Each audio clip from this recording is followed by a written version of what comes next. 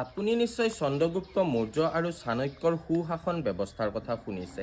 চন্দ্ৰগুপ্ত মৌৰ্য আছিলে অখণ্ড ভাৰতবৰ্ষৰ প্ৰথমজন ৰজা আৰু এই চন্দ্ৰগুপ্ত মৌৰ্যক ৰজা হিচাপে গঠন কৰিবৰ বাবে, সুদক্ষ যোদ্ধা হিচাপে গঠন কৰিবৰ বাবে চাণক্যই সকলো ধৰণৰ ৰণকৌশল তেওঁক প্ৰদান কৰিছিল আৰু হৈ পৰিছিল চন্দ্ৰগুপ্ত মৌৰ্য অপৰাজেয়।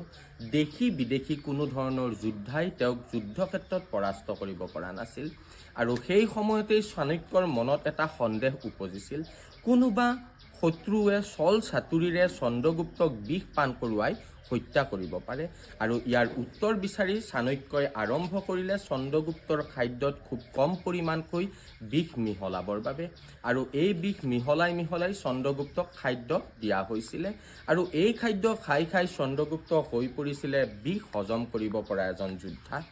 এদিনাখনৰ কথা, চন্দ্ৰগুপ্তৰ ঘৈণীয়েক দুৰ্ধৰা সেই সময়ত গৰ্ভৱতী আছিলে। দুৰ্ধৰাই ভুলক্ৰমে চন্দ্ৰগুপ্ত মৌৰ্যলৈ থৈ দিয়া খাদ্য গ্ৰহণ কৰিছিল আৰু লগে লগেই দুৰ্ধৰাৰ দেহত বিষক্ৰিয়া আৰম্ভ হৈছিল আৰু এই বিষক্ৰিয়াৰ ফলত দুৰ্ধৰাৰ জীৱন বচোৱাটো সম্ভৱ নহয় বুলি চাণক্যই গম পাই তেওঁৰ গৰ্ভত থকা সন্তানটিৰ জীৱনদান দিবৰ বাবে তেওঁৰ গৰ্ভৰ পৰা অৰ্থাৎ পেট কাটি সেই সন্তানটি উলিয়াই লৈ আহে। ইতিমধ্যে সন্তানটোলৈও বিষক্ৰিয়া আৰম্ভ হৈছিল।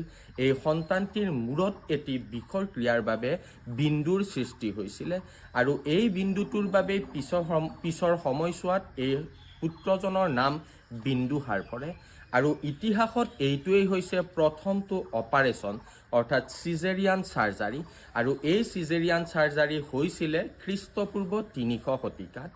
বিধিৰ কি বিপাক আপুনি চাওকচোন, যিজন সন্তানক জীৱনদান দিছিলে চাণক্যই, সেই সন্তানজনেই নিজৰ মাতৃৰ হত্যাকাৰী বুলি চাণক্যক এদিনাখন নিজৰ ৰাজ্যৰ পৰা নিৰ্বাসিত কৰিছিল।